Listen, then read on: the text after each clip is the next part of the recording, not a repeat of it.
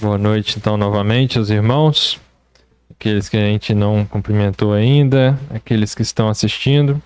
É um prazer imenso tê-lo aqui conosco, para a gente poder também aprender juntos nessa noite.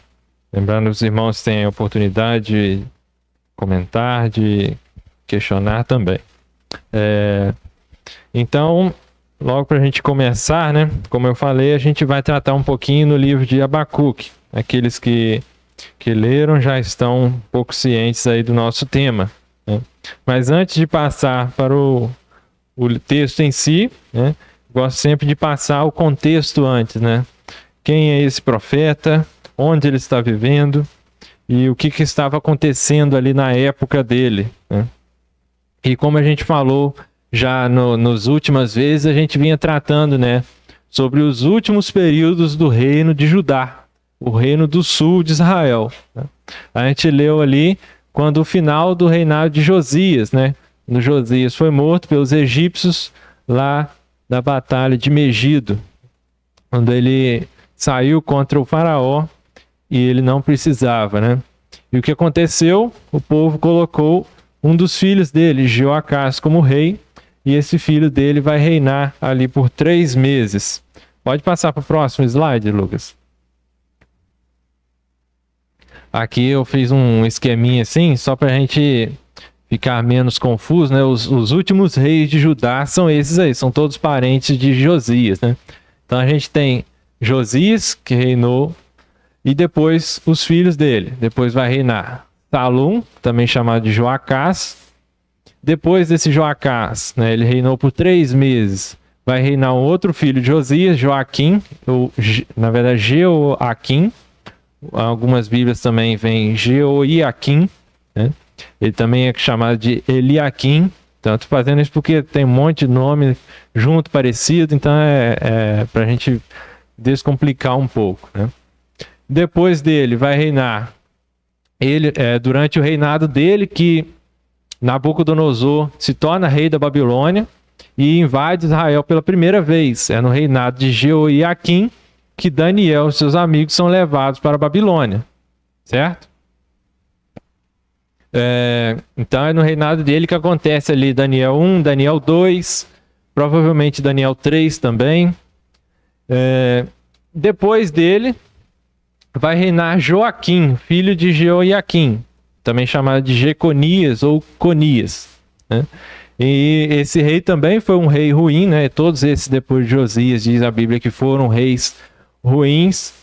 E diz que Joaquim, ele também reinou por 3 meses aproximadamente e também foi levado cativo para a Babilônia. Então, foi junto com Joaquim que foi levado o profeta Ezequiel para a Babilônia. O profeta Ezequiel vai ser levado cativo junto com o rei Joaquim para a Babilônia. Depois deste Joaquim, Nabucodonosor coloca Zedequias como rei de Judá. Esse Zedequias é esse aqui, também chamado de Matanias. Zedequias, filho de Josias. Zedequias que vai ser o último rei de Judá, né? Então, ele vai reinar também 11 anos e no final do reinado dele, Nabucodonosor invade e destrói de vez Jerusalém e todo o reino de Judá, né? Então, ele é o último rei de Judá. Passa para o próximo slide. Então eu coloquei aqui só para a gente ter uma ideia, né? Quem vai lembrar, eu fiz esse gráfico aqui. Então a gente tem aqui no final, a gente está nesse período aqui. Como tem muita informação aqui, né, tem muita coisa junta aqui em pouco tempo, eu fiz um outro gráfico. Depois esse material, né, os irmãos têm a disponibilidade, pode pegar, pode me pedir para imprimir também, né? Mas aí eu fiz um outrozinho dando um zoom ali naquela área ali que a gente vai usar bastante nos próximos estudos. Você passa para o próximo slide, Lucas? Então tá aqui, ó. Então viveu nesse período Jeremias, né? Sofonias, que a gente estudou também, foi durante o reinado de Josias. Aí a gente tem Abacuque, que a gente vai ver hoje, né? Aqui, como eu falei, Daniel, Ezequiel, né? Tem aqui o reinado de Nabucodonosor. Então tem esses reis todos aqui, ó. Josias, Joacás, Jeoiaquim, Joaquim, Zedequias, né? e alguns eventos importantes ali nesse período, né? Então, é só para a gente ter uma noção, né, de em qual período que Abacuque viveu, né? E, como você percebeu, esse não foi um período legal de se viver, né? Judá estava às portas de ser destruída, né, sendo invadida constantemente, né? Você vê desde lá do reinado de Jeoiaquim, Nabucodonosor já estava invadindo Judá, tanto é que foi quando ele levou Daniel e seus amigos para a Babilônia, né? Então, constantes invasões, o povo vivendo sobre esse medo, né, de quando que havia destruição total, e a palavra do Senhor já tinha saído pelos outros profetas, né, que a gente já estudou, e os reis não contribuindo, né, os reis só aumentando a violência, a idolatria e tudo de ruim acontecendo ali. Se você ler os relatos de Jeremias, aí sim você vai ter uma pintura bem mais viva de como estava esse período, né? Jeremias viveu isso tudo, né? Desde Josias até depois da destruição do reino de Judá. Então aí você vai ter uma noção bem legal sobre esse período. Então, o contexto de Abacuque é exatamente isso. Ele vendo o império da maldade e da violência. E é exatamente assim que ele começa o seu livro, né? E Abacuque é um livro diferente dos outros profetas, né? Você deve estar pensando, você fala isso toda vez, né? Mas é porque todos são únicos, né? Se a gente, às vezes, tira um, a gente perde muita coisa, né? Então, o livro de Abacuque ele é muito interessante, porque em Abacuque você não vai ver o profeta falando contra o povo de Deus, né? Você não vai ver o profeta falando, chamando o povo em si ao arrependimento, né? Como a gente vê em Sofonias, como a gente viu em Isaías, como a gente viu nos outros profetas. A gente não vê Abacuque chamando o povo ao arrependimento. Abacuque, ele olha para o povo e vê, ele mostra o que está acontecendo à sua volta. E o livro é um diálogo entre ele e Deus, né? Não é Deus mandando ele falar para o povo, necessariamente, mas é Deus falando diretamente com o seu profeta, né? É Deus tirando as dúvidas dele. Então, é uma conversa direta e por isso é um livro muito pessoal entre Abacuque e Deus. Então, Abacuque ele vai começar assim no capítulo 1, a partir do versículo 1. Podemos acompanhar a leitura. O peso que viu o profeta Abacuque, né? Peso ali pode ser traduzido como sentença ou algo parecido, né? Então é a visão que ele teve. Até quando, Senhor, clamarei eu e tu não me escutarás? Gritarei violência e não salvarás. Por que razão me fazes ver a iniquidade e ver a vexação? Por que a destruição e a violência estão diante de mim? Há também quem suscite a contenda e o litígio. Por esta causa, a lei se afrouxa e a sentença nunca sai, porque o ímpio cerca o justo e sai o juízo pervertido. Vede entre as nações. Aí já começa a palavra do Senhor. Então Abacuque começa falando o seguinte: até quando, Senhor? Até quando? Às vezes parece que Abacuque estava assistindo aquele programa, né? Como é que é o Brasil? Aquele programa que só fala desgraça. Noticiário Brasil Urgente, né? Parece que ele estava assistindo Brasil Urgente. Só vê desgraça. Só fala desgraça. Parece que às vezes ele estava olhando para o mundo à nossa volta, né? Muitas vezes a gente olha o mundo à nossa volta e a gente só vê isso, né? A gente só recebe notícia ruim, a gente só vê destruição, só vê desgraça, violência. Comentou que o livro traz a questão do arrependimento, né? Não convido o povo a isso. Eu vejo também entendo que a sentença era iminente. Não tinha mais tempo ainda. A sentença estava largada. É igual a sentença do segundo, está largada. não tem jeito. O Senhor vai se converter e ser salvo. Exatamente. Então ele começa questionando: até quando? Até quando o Senhor vai me fazer ver isso? Então ele está relatando tudo que ele estava vendo ao seu redor e perguntando ao Senhor. Como a gente já viu nos outros profetas, né, eles falando do dia do Senhor que estava breve, ia chegar muito rápido, e Abacuque lendo aquilo talvez e pensando: até quando o Senhor vai me fazer suportar esse povo? E ele vem questionando: mas se o Senhor agisse agora, talvez as coisas não seriam assim. E às vezes a gente fica pensando, fica tendo esse pensamento também. Talvez se o Senhor agisse, as coisas não seriam tão ruins. Talvez se o Senhor fizesse um movimento, talvez algo acontecesse, as coisas não seriam tão ruins assim. Por que que tudo isso acontece, né? Porque a lei se afrouxa, o juízo não se manifesta. Se o Senhor é justo, por que ele não traz o juízo? E aí ele fica questionando isso. Mas aí o Senhor vem e responde ele, a partir do versículo 5. Olha só o que ele vai falar.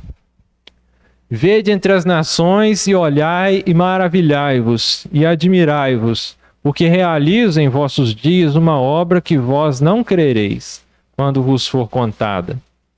Porque eis que suscita os caldeus, nação amarga e apressada, que marcha sobre a largura da terra, para possuir moradas não suas. Os caldeus aqui é uma referência aos babilônios. Horrível e terrível é, dela mesma sairá o seu juízo e a sua grandeza. Os seus cavalos são mais ligeiros do que os leopardos e mais perspicazes do que os lobos à tarde. Os seus cavaleiros espalham-se por toda parte. Sim, os seus cavaleiros virão de longe, voarão como águias que se apressam à comida. Eles todos virão com violência. O seu rosto buscará o oriente. E eles congregarão os cativos como areia. E escarnecerão dos reis e dos príncipes farão zombarias.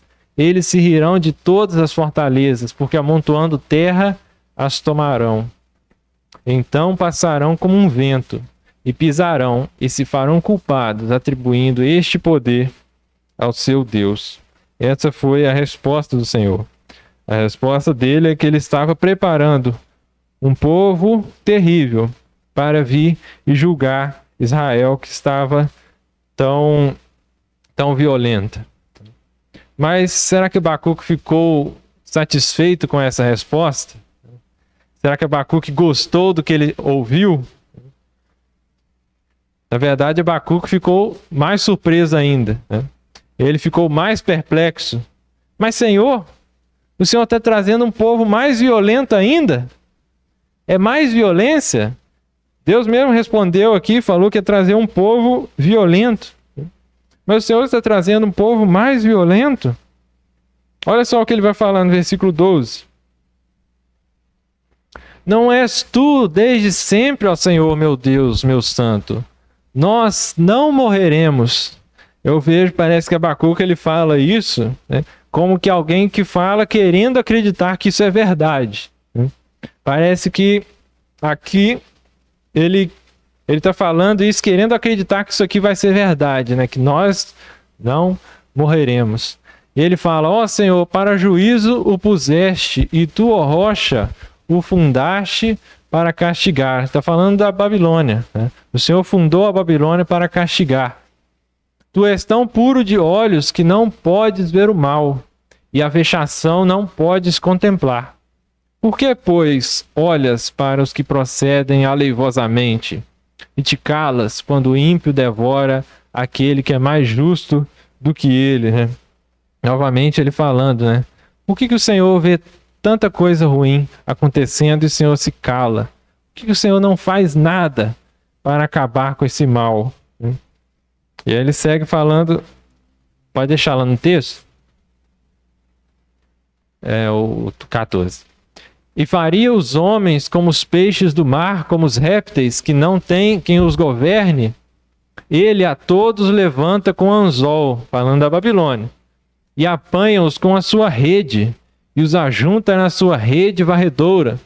Por isso ele se alegra e se regozija. Por isso sacrifica a sua rede e queima incenso a sua draga, porque com ela se engordou a sua porção e se engrossou a sua comida. Porventura, por isso esvaziará a sua rede e não deixaria de matar os povos continuamente? Então, Abacuque falando, olha só esse povo passa e leva todo mundo cativo como se não fosse nada. Eles pegam o povo e são violentos, eles tratam os homens como se fossem animais, como se fossem peixes. Eles jogam a rede ali e junta tudo e leva embora. Será que o Senhor poderia usar um povo tão perverso para a sua obra? Será que o Senhor poderia usar um povo mais perverso do que Judá como castigo para Israel? Esse é o questionamento de Abacuque. Na verdade, ele está apenas representando uma coisa que não é de agora, né? Um questionamento nada novo, né? Às vezes você já ouviu até algo parecido com isso, né? O que a gente conhece até como um problema do mal, né? Às vezes a gente vê muito debate, coisa assim de internet, de filosofia, e os caras colocam isso como o problema do mal. Volta no slide. Geralmente ele é apresentado mais ou menos dessa forma. Pode passar para o próximo. O problema do mal. Geralmente eles colocam alguma coisa parecida assim. Duas premissas levam para uma conclusão, né? Primeira premissa. Existe um Deus onipotente, onisciente e bondoso.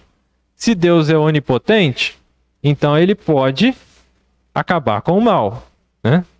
Se Deus é onisciente, então ele sabe como acabar com o mal, né? E se ele é bondoso, ele prefere um mundo sem mal do que um mundo com mal. Entendeu? Essa primeira premissa. Deus é onipotente, ele pode acabar com o mal. Se Deus é onisciente, ele sabe como acabar com o mal. Se ele é bondoso, ele prefere um mundo com bondade do que um mundo com maldade. E a segunda premissa? O mal existe. Se o mal existe, e existe um Deus que consegue acabar com o mal, que sabe como acabar com o mal, e que gostaria de acabar com o mal, mas o mal existe, então esse Deus não existe, né?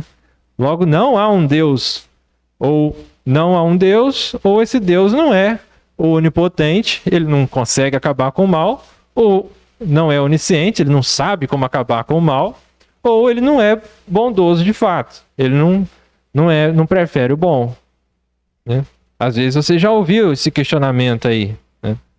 Eles também levantam a outra possibilidade de Deus ser o autor do mal. Também existe esse questionamento de Deus ser o autor do mal, né? Ou também ele pode se apresentar da seguinte forma, né? Se Deus ele é bondoso, ele vai destruir o mal, né? Se ele é onipotente, ele tem a capacidade para destruir o mal. Se o mal ainda não foi destruído, então não existe Deus, né? O mal é questão do mal não ser um ser, ele não é um ser. O mal é resultado de algo, né?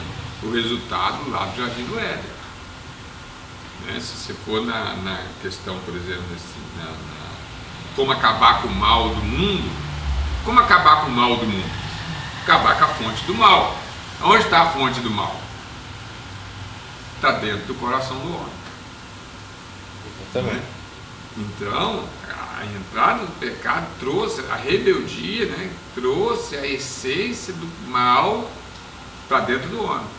Então, o homem é a fonte do mal. Por isso que Jesus ele vem e ele traz o Evangelho, ele faz isso. O Evangelho não é aquilo que eu recebo, é aquilo que eu me torno em Cristo. Entendeu? Então, essa é a ação do Evangelho na prática em nossas vidas. Lutar contra esse mal que ele permanece. E que vai acarretar se todo o decorrer da história vai acarretar isso aí. Violência. Por que, por exemplo, lá no Israel, por que briga tanto com o outro? A Rússia lá brigando com o outro. Tudo parente, tudo gente. né? Como eu falei um dia aqui, 2 milhões para comprar um remédio para salvar uma vida. 2 milhões para comprar um remédio para salvar uma vida. E se dá milhões para matar gente. Para comprar um remédio de guerra e matar gente. E o questionamento de Abacuque é exatamente isso. Por que o Senhor deixa isso acontecer? Por que o Senhor não elimina o mal? Ou por que o Senhor deixou o ser humano trazer o mal à tona? Mas esse argumento filosófico aqui é fácil da gente combater ele. É muito simples, né? Se a primeira premissa a gente acredita que é verdadeira, e a segunda premissa a gente sabe também que é verdadeira, o erro deve estar na conclusão, né? Então você pode passar no próximo slide. A conclusão ela está errada, né? Essa conclusão que não existe um Deus e ele não é onipotente ou onisciente é uma conclusão que a gente está supondo, né? Eu posso chegar na conclusão que Deus tem um bom motivo para a existência do mal, né? Se a gente sabe que esse Deus é bom, então o motivo dele é bom. Se ele é onisciente e eu não sou onisciente, ele pode ter um bom motivo que eu mesmo não posso saber, posso não saber, né? Aqui a gente nem precisa questionar qual que é o motivo de Deus.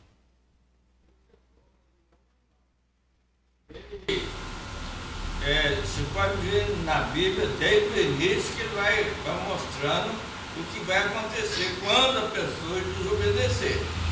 Então chega o ponto. Tem um outro motivo, o cativeiro da Babilônia é resultado de 490 anos que o povo de Israel não respeitou a lei. De 7 anos ele descansar a terra um ano.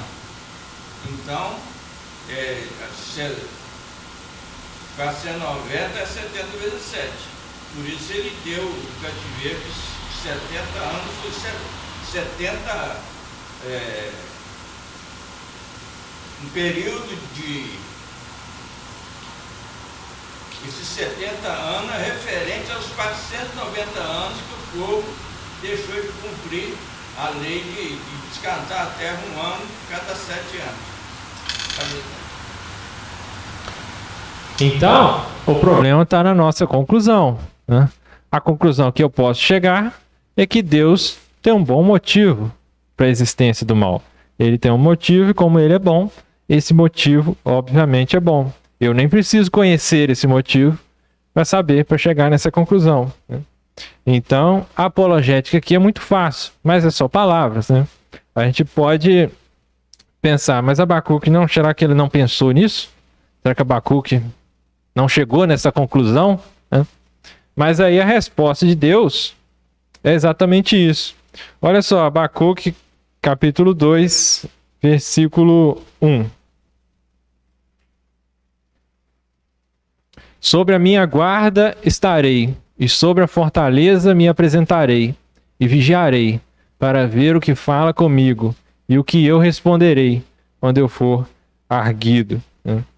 Então, Abacuque ele chegou naquele velho questionamento, né? Por que coisas ruins acontecem com pessoas boas? Esse é um questionamento muito interessante, né? Quando o Senhor Jesus ele foi questionado por um jovem rico, né? Chegou para ele e falou: bom mestre. É a resposta do Senhor: bom é Deus, né? Como João Levi falou. Bom é Deus. Na verdade, será que existe alguém bom? Na concepção, eu vejo pessoas boas e pessoas ruins. Mas na visão de Deus, todos são ruins. Todos são falhos. Não há ninguém que busque a Deus. Não é nenhum só. Entendeu? Então, na minha concepção, eu tenho concepção: fulano é bom, fulano é ruim. Porque eu tenho meus critérios. Eu tenho meus critérios, entendeu? Meus critérios não é o critério de Deus. Exatamente. Porque Deus, ele sabe mais do que a gente, né? Ele conhece mais do que a gente. Então, bom é Deus. E uma resposta para o mal. Sobre Deus, né? Posso repetir aqui? pode. lá, Jonas capítulo 4. Mas desgostou-se Jonas extremamente o desgostado, né, do Espírito do Senhor. Disso ficou todo ressentido. E orou o Senhor e disse: Ah, Senhor, não foi isso que eu disse estando ainda na minha terra? Por isso que eu preferi fugindo para Tarsis. Pois sabia que és um Deus piedoso, misericordioso, longânimo, em grande integridade, e que te arrepende do mal. Exatamente. Na verdade, quando Abacuque questionou por que o Senhor trazia um povo mais violento, mais culpado do que Judá, para Deus os dois eram tão culpados quanto. Quando a gente para analisar, o comentário do Jorge é muito interessante, porque o problema do mal vira um problema do bem, né? Na verdade, o problema é por que Deus não destrói a gente que é mal, né? Como o Vantuí falou, para tirar o mal do mundo tem que tirar a gente. Então por que o Senhor não elimina a gente de uma vez e acaba logo com o mal, já que Ele é tão bondoso? Então, é exatamente isso, como o Jorge comentou ali, que o Senhor é longânimo e misericordioso. Na verdade, o nosso questionamento pode acabar sendo isso. Mas então Abacuque se coloca à espera. Ele se coloca à espera lá na muralha, esperando a resposta do Senhor. Às vezes a resposta pode demorar. Às vezes a gente tem questionamento, né? Abacuque, ele achou que ele seria repreendido. Ele fala ali no final do versículo que ele achou que ele estava esperando a repreensão, né? Pelo menos aqui na minha versão ele deixa bem claro isso, né? Jerusalém, ele disse: Jerusalém, Jerusalém, que mata os profetas e apedreja os que a ti são enviados. Quantas vezes quis eu te ajuntar, como a galinha junto o pinto debaixo das asas, não quiseste. E é isso que a vossa casa vai ficar deserta. Então, isso aí, o Senhor Jesus, essa profecia cumpriu no ano 70, quando Deus tirou o povo dali e espalhou para toda a terra. Jerusalém ficou 2000 anos, praticamente quase 2000 anos sem Israel poder morar naquela terra. Então Abacuque ele se colocou à espera da resposta do Senhor. Às vezes a gente acha que o Senhor ele tem medo do nosso questionamento, da nossa dúvida. Mas se você for ler o livro, o Senhor, em momento algum, ele repreende Abacuque, apesar dele estar esperando pela repreensão. Na verdade, ele responde. Ele responde ao questionamento dele. O Senhor não tem medo dos nossos questionamentos, das nossas dúvidas. Pelo contrário, ele tem o interesse de trazer luz sobre isso. Ele não está dizendo aí, a questão da nossa incredulidade e desconfiança. Ele sempre vai nos atender nas nossas expectativas. Tomé, por exemplo, quando está ali quer ver tocar, né? O Senhor Deus não repreende ele nesse sentido, né? Gideão, quando pede a Deus uma prova daquela promessa, Deus não repreende ele. O Senhor prova, traz para ele, porque o Senhor sabe que nós somos materialistas, né? Nós temos dificuldade em entender o sobrenatural. Nós precisamos de provas palpáveis. E ele fornece prova palpável para Gideão e fornece prova palpável também para Tomé, né? Aí bota a mão aí, Tomé, vê se coloca o dedo aí. Entendeu? Mas antes de Tomé questionar, ele já traz essa proposta. Ele aparece falando isso, só que Tomé não estava presente. Ele já inicia falando isso, minhas mãos, né? Ele já fala isso que os discípulos estavam presentes, só que Tomé não estava ali. Ele sabia que nós somos humanos, nós precisamos de coisa para a gente possa tocar, para a gente crer no sobrenatural muitas das vezes. Entendeu? O problema não estava em questionar a Deus, mas em não... muitas vezes o problema conosco é não esperar a resposta. O problema muitas vezes é a gente não estar disposto a esperar a resposta. Ou às vezes a resposta vem e a gente não dá ouvido, não querer dar ouvido à resposta do Senhor. Mas então o Senhor ele vem e responde a Abacuque, no versículo 2, a partir do versículo 2. Então o Senhor me respondeu e disse: escreve a visão e torna-a bem legível sobre tábuas, para que a possa ler o que correndo passa. Aí ele fala com Abacuque, ó, Abacuque, escreve a visão em tábuas, para que até quem passe correndo vai conseguir ler. E era não só para os outros conseguirem ler quando passarem correndo, mas também para Abacuque ter aquilo escrito. Porque a gente costuma esquecer das coisas muito facilmente. A gente costuma esquecer. Às vezes a gente já viveu aquilo, já passou por aquilo, mas acontece de novo e a gente está de novo com o mesmo problema. Então o Senhor falou com ele: escreve.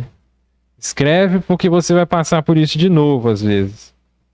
Escreve porque outras pessoas vão precisar também desse ensinamento. Escreva.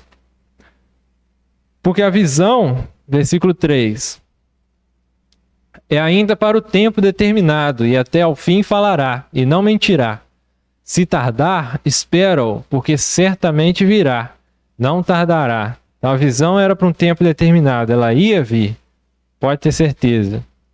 Eis que a sua alma se incha, não é reta nele, mas o justo, pela sua fé, viverá. Esse versículo ele é tão importante que é a base do que Paulo vai dizer várias vezes sobre pelo menos 2 vezes, né? Paulo vai falar, vai citar esse versículo falando da justificação pela fé no Senhor. O justo viverá pela fé. O Senhor pegou aquilo que Abacuque falou lá atrás. Senhor, nós não morreremos. E o Senhor falou com ele: o justo viverá pela fé. Abacuque ele estava olhando para o que estava acontecendo à volta dele, os problemas, as dificuldades, a violência que estava acontecendo em volta. Mas o Senhor falou com ele: o justo ele vive não pelo que ele está vendo, mas pelo que ele não vê. Porque a fé é isso. A Hebreus 11 vai dizer que a fé é a certeza daquilo que esperamos e a prova das coisas que não vemos. Então Abacuque olhava para o que estava em volta dele. Muitas vezes a gente olha para o que está à nossa volta e a gente se desespera com isso. A gente vê o que está acontecendo com a gente, com os outros, com a nossa família, nossa igreja, com a nossa cidade, e a gente questiona: até quando? O Senhor convida Abacuque a viver pela fé, não pelo que ele via, mas pelo que ele poderia esperar. Porque o Senhor falou que a visão ainda tem um tempo determinado. Então ele segue falando da Babilônia. O Senhor ele segue falando da Babilônia, que a Babilônia viria, mas seria também destruída. Vamos ler só para a gente ter as passagens que vão citar esse versículo, só para a gente ter lembrar. É Romanos 1, versículo 17. Olha só o que Paulo vai falar aqui. Porque nele se descobre a justiça de Deus de fé em fé, como está escrito: mas o justo viverá pela fé. Gálatas 3, 11. E é evidente que pela lei ninguém será justificado diante de Deus, porque o justo viverá da fé. E também Hebreus vai citar, Hebreus capítulo 10, versículo 38. Mas o justo viverá da fé, e se ele recuar, a minha alma não tem prazer nele. Então, o Senhor falando com Abacuque: eu não vou poupar Judá pelo que ele fez ou deixou de fazer, porque o justo ele vive pela fé e pela fé somente. É nisso que Paulo vai se apoiar, para dizer que o crente não é justificado pelas suas obras, não é pelo que ele faz ou que ele deixa de fazer, é apenas pela fé depositada em Cristo. Então o Senhor vem falando contra a Babilônia. Ele segue no capítulo 2, a gente não vai ler todos os versículos, mas ele segue falando contra a Babilônia. Ele fala da condenação que virá também sobre a Babilônia.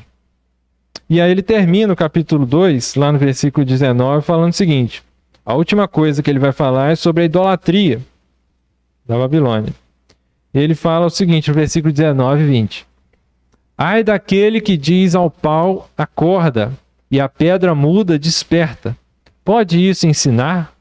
Eis que está coberto de ouro e de prata, mas no meio dele não há espírito algum. Então, a última coisa que ele termina, ele fala de como eles adquiriam riquezas indevidas, roubo, violência, fala da escravidão da Babilônia. E por último ele fala da idolatria, né? Como eles faziam as imagens, como que era, para usar um termo, né, ridículo, o camarada criar uma estátua e se curvar perante ela, falando que ela é o Deus dela, sendo que ele mesmo criou aquela estátua. E aí ele termina no versículo 20. Mas o Senhor está no seu santo templo, cale-se diante dele toda a terra. O Senhor está acima de tudo, e contra ele não há argumento, não há filosofia, não há teologia, não há argumento contra aquilo que o Senhor está dizendo, né? Então, diante da resposta do Senhor, cale-se toda a terra, cale-se a terra, não há argumento. Quando a gente se apoia no nosso próprio entendimento, a gente é como Jó. Quando o Jó, que estava lá cheio de doença, todo acabado, e ele só sobrou para ele o quê? Um caco de telha para tentar se limpar, se coçar e tirar as feridas. Quando a gente se apoia no nosso próprio entendimento, é como o Jó tentando limpar as feridas com um caco de telha. Mas quando a gente ouve a resposta do Senhor, o que Jó fez?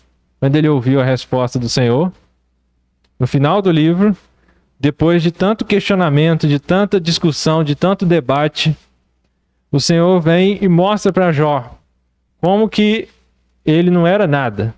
O Senhor nunca respondeu para Jó por que ele estava sofrendo. Jó nunca ficou sabendo, né?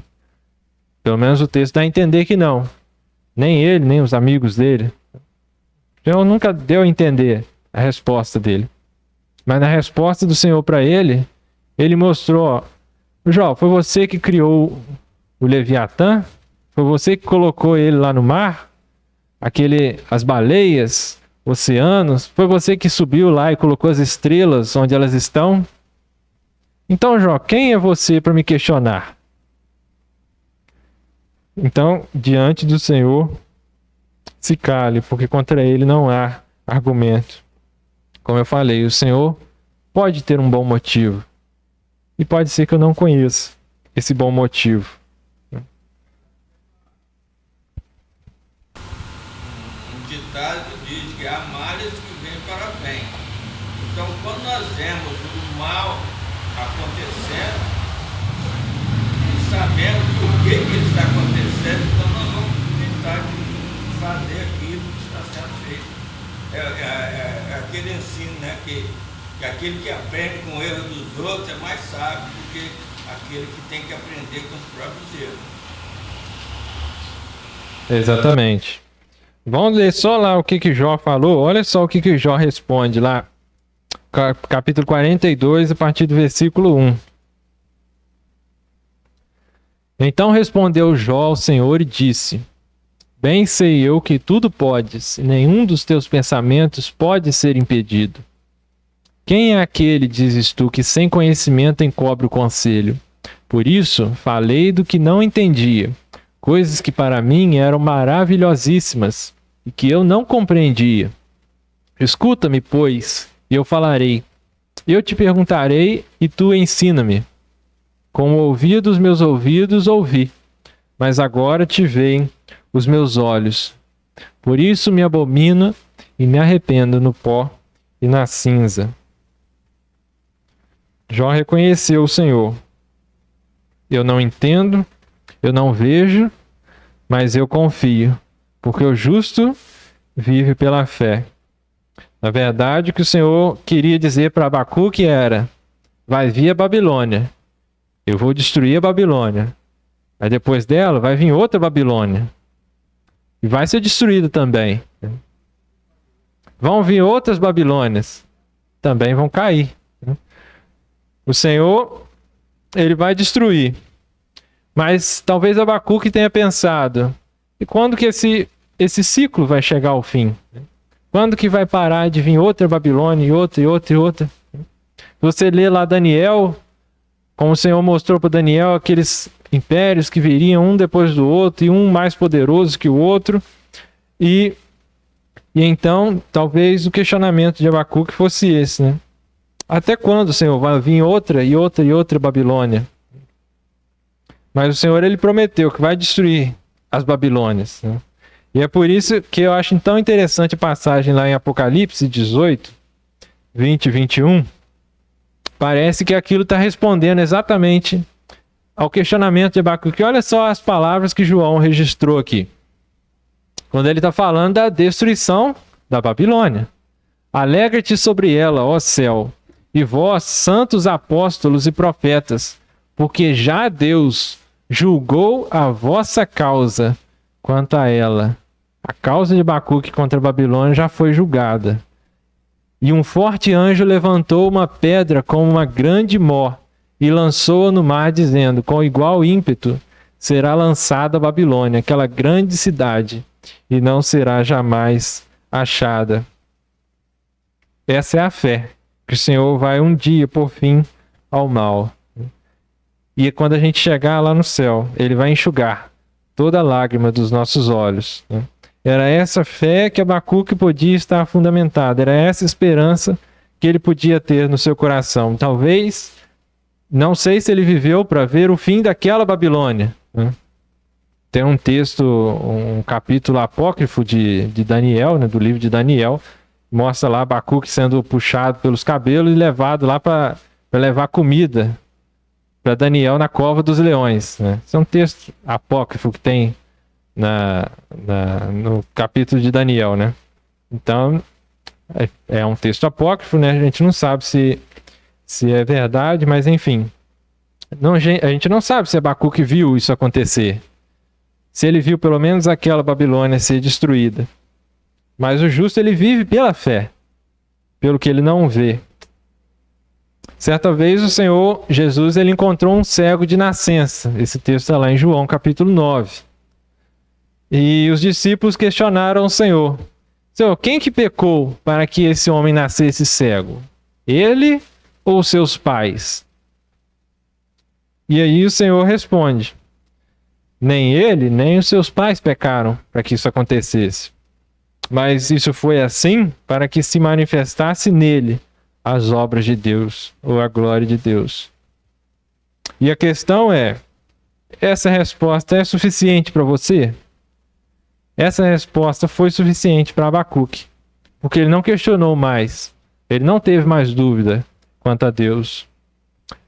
E às vezes você está passando por dificuldades, você está enfrentando a sua própria Babilônia. Será que essa resposta é suficiente para você? Então Abacuque termina o livro com uma oração. E talvez umas orações mais belas. Um salmo, né, da Bíblia. Olha só, Abacuque capítulo 3, a partir do versículo 1. Oração do profeta Abacuque sob a forma de canto. Ouvi, Senhor, a tua palavra e temi. Aviva, ó Senhor, a tua obra no meio dos anos a notifica. Na ira, lembra-te da misericórdia. Olha só, Abacuque clamando ao Senhor pela misericórdia. Só porque a gente sabe que existe coisas ruins, que existe o mal, que a Babilônia vai imperar aqui, não significa que a gente não deva clamar ao Senhor por misericórdia. Não significa que a gente não deva orar pelo bem. Então Abacuque ele ora, pede ao Senhor: aviva, Senhor, a tua obra. Faz de novo o que o Senhor fez no passado. Liberta o povo. E aí vem a visão. Versículo 3. Deus veio de Temã, e o santo do monte de Parã. A sua glória cobriu os céus, e a terra encheu-se do seu louvor. E aí se segue uma visão tão grandiosa. Se você for ler, a gente não vai ler tudo, mas uma visão tão grandiosa, que lembra muito o Êxodo. Se você for ler, for comparar com o Êxodo, com o Senhor aparecendo no Monte Sinai, com a visão lá o início do livro de Miqueias, o início do livro de Naum, você comparar, parece. Então, é o Senhor trazendo aquela visão, uma visão gloriosa, lembrando o Êxodo. Então, por isso que Abacuque ele clamou: Senhor, aviva a sua obra, faz de novo um outro Êxodo. Mas ele termina falando o seguinte, lá no versículo 16. Ouvindo eu, o meu ventre se comoveu, a sua voz tremeram os meus lábios, entrou a podridão nos meus ossos, e estremeci dentro de mim. Descanse eu no dia da angústia, quando ele vier contra o povo que nos destruirá. Será que você consegue descansar no dia da angústia com essas palavras? Será que isso é suficiente para você descansar? E aí ele segue falando: porquanto ainda que a figueira não floresça, nem haja fruto na vide, o produto da oliveira minta, e os campos não produzam mantimento, as ovelhas da malhada sejam arrebatadas, e nos currais não haja vacas. Todavia eu me alegrarei no Senhor, exultarei no Deus da minha salvação. Jeová, o Senhor, é minha força, e fará os meus pés como os das servas, e me fará andar sobre as minhas alturas. Ainda que dê tudo errado, a gente passa fome, passa dificuldade, não vai ter nada, ainda assim eu vou me alegrar no Senhor, porque é esse que é a fé. A gente não vai olhar o que está à nossa volta, né? É o que o Evangelho nos traz. Essa é a notícia do Evangelho. Abacuque, ele começa o livro sem saída, desesperado, ao ver as dificuldades. E nós, quando nós olhamos para o mundo, uma visão humana, aqui é desesperador. Nós somos desesperados quando a gente olha o mundo com a visão humana. É só derrota. Mas quando você olha para a vida com a presença de uma visão espiritual, é isso que você vai proclamar aqui. É isso que nós vamos proclamar. Porquanto ainda que a figueira não floresça, nem haja, ainda que isso aqui está falando de conquista nesse mundo, de coisas simples, de coisas, ainda que não floresça, não haja fruto na vida, na oliveira minta, os campos não produzam mantimento, e a ovelha das malhadas serão arrebatadas dos currais, e não haja vacas, todavia me alegrarei em Deus da minha salvação. Então isso aqui é o Evangelho. O Evangelho traz para nós, né? Traz essa esperança de vida eterna. Exatamente. É só Cristo que nos permite ter essa fé, essa esperança e poder descansar no dia da angústia. Às vezes, esses argumentos, às vezes a filosofia parece algo muito distante, né? E às vezes a gente sabe de tudo isso. Mas quando a gente está sofrendo, quando a gente está lá, igual o Jó, né? A gente está lá igual Abacuque, vendo tudo acontecendo.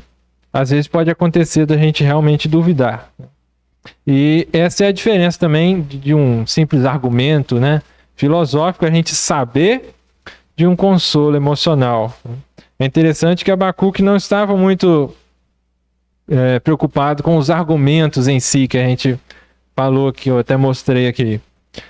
Para ele não era uma questão de será que Deus existia? Para ele era uma questão, será que Deus realmente é bom?